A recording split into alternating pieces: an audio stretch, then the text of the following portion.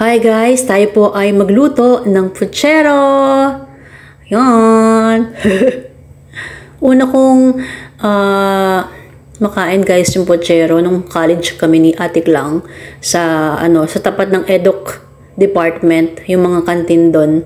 So, yun, first time ko makakain ng puchero. Itong version ko na to ay anik-anik lang.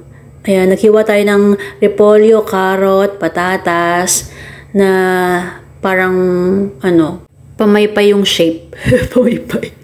Di ba triangle tapos pa curve line dun sa sa pagitan ng dalawang slant line. So pamaypay. Pamaypay na shape. Ayan. Hiwain natin ang patatas. Yay! Isa sa paborito kong gulay guys ay patatas. Hindi ko sure kung nilalagyan ng red bell pepper yun pero lagyan na rin natin.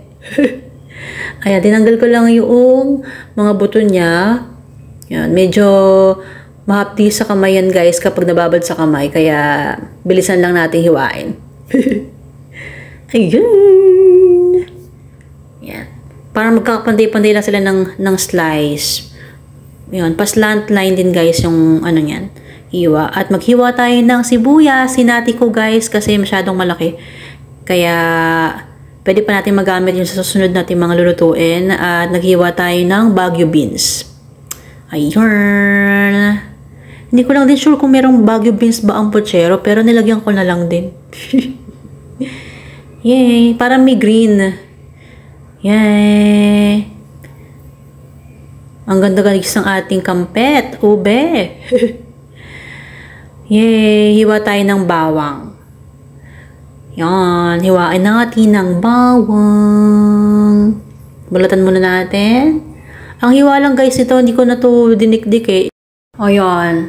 Pagkabalat, hiniwa ko siya ng pa-horizontal guys. Yan. Parang house and lot lang horizontal. House and lot. Pag-condo, vertical. Yon, sa real estate guys, ganun ang namin, term namin. Kapag condominium, vertical. Kapag house and lot, horizontal. Ganun. Horizontal project, house and lot yon. Vertical project, condominium. Ganun. Real estate na pasama. And guys, alam nyo ba guys, nahihiwa ako dyan. Ewan ko ba, tuwing ako'y nagbabalat lagi ako nahihiwa. Yan, pakita ko sa inyo guys kung paano ako nahiwa. Ayan, ang hapde. Mahapdi pa naman sa kamay guys ang bawang. Lalo na pag nahiwa ka, nalagyan ng bawang. Ang hapde, daming dugo. Ayan. Pero tuloy lang guys sa paghihiwa. Sabi nga ni Guerrero ay tuloy lang ang laban. Ako naman ay tuloy lang ang hiwa. Ayan, naghiwa rin tayo ng mushroom. Malaking version siya ng inoki mushroom. Ari namang karne, pinalabas ko yung mantika niyang sarili. Kaya lang walang lumabas na oil. Ayan, parang tinusta ko lang siya ng konti. Ganun. Ayan. Kaya naglagay na lang ako ng butter. Ang gamit kong butter guys ay gold. Ayan, para mag-isa tayo sa gilid ng bawang at sibuyas. Yun. Ihahalo din natin guys yung karne na yun kapag nagisa na natin yung bawang at sibuyas. Yan. Pero igisa rin pala natin yung yung mga gulay na iba bago natin ilahok yung karne. Ayan.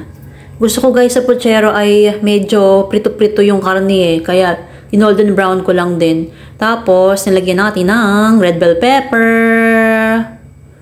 Ito guys, hindi ko sigurado kung talaga bang mayroon bang red bell pepper, pero okay siya. Okay yung aroma o yung flavor na nalalagay sa sa putahe kapag may red bell pepper.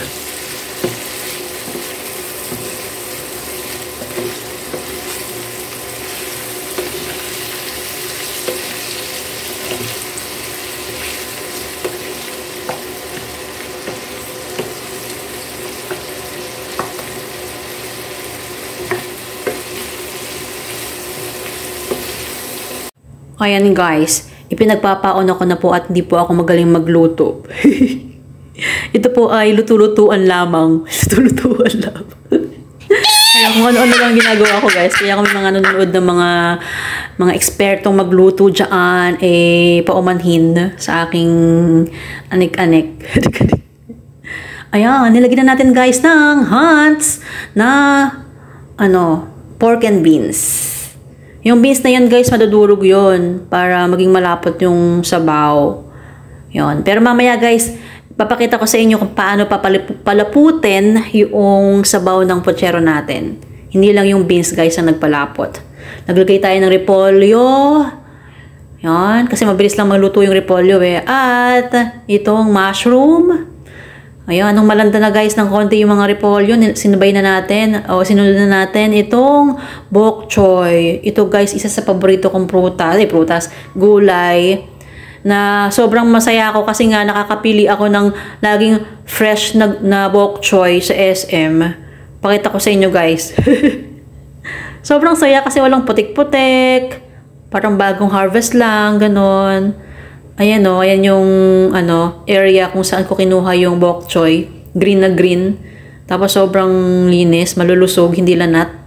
Ayan, ang saya guys. Ang saya. Ayan na. At guys, kumuha ako ng mga 5 pirasong patatas at minash ko lang siya para ito pa yung magsisilbing pampalapot ng ating sabaw. Yan. Naglagay pala ako yun guys ng ng Knorr cube na pork, di ko yata napakita. Yay! Luto na! Thank you so much guys for watching! Bye!